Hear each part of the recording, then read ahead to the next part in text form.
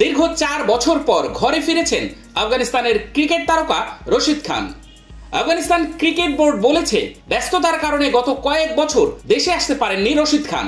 আজ সকালে কাবুল পৌঁছলেন এবং কাবুল আন্তর্জাতিক বিমানবন্দরে আফগানিস্তান ক্রিকেট বোর্ডের মহাপরিচালক ও নির্বাহী পরিচালক তাকে স্বাগত জানান। এ সময় তাকে ফুলেল শুভেচ্ছা জানিয়ে বিভিন্ন অনুষ্ঠান সম্পন্ন হয়েছে। আফগানিস্তান যখন তালেবানের নিয়ন্ত্রণে চলে গিয়েছিল তখন ওই পরিস্থিতিতে দেশ ছেড়েছিলেন অনেকেই। সেই তালিকায় ছিলেন আফগান ক্রিকেটার রশিদ খানও। রশিদ খান আজ সকালে বাড়িতে ফিরে এসেছেন। জনাব মীর ওয়াস আশরাফ এবং সিইও জনাব নাসিব খান সহ এসিবির বিশিষ্ট ব্যক্তিত্ববর্গ উষ্ণ অভ্যর্থনা জানান রশিদ খানকে।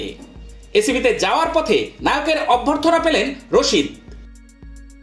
4 বছর আগে দেশের উত্তাল অবস্থায় সেই সময় চুপ করে থাকতে পারেনি বর্তমান সময়ের সেরা এই লেগ স্পিনার। বিশ্ব নেতাদের কাছে রশিদের আর্জি ছিল আফগানদের হত্যা করা এবং আফগানিস্তানকে ধ্বংস করা বন্ধ হোক।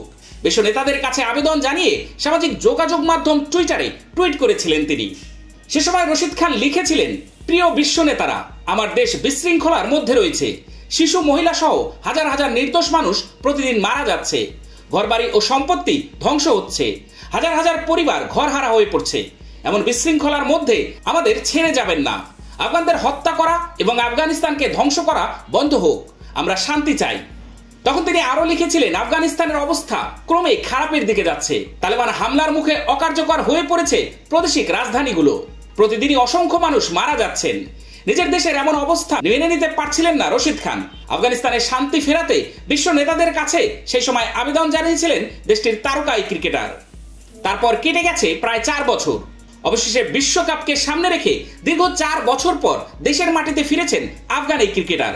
শীঘ্রই দলের সঙ্গে যোগ দিয়ে উড়াল দেবেন বিশ্বকাপের মিশনে।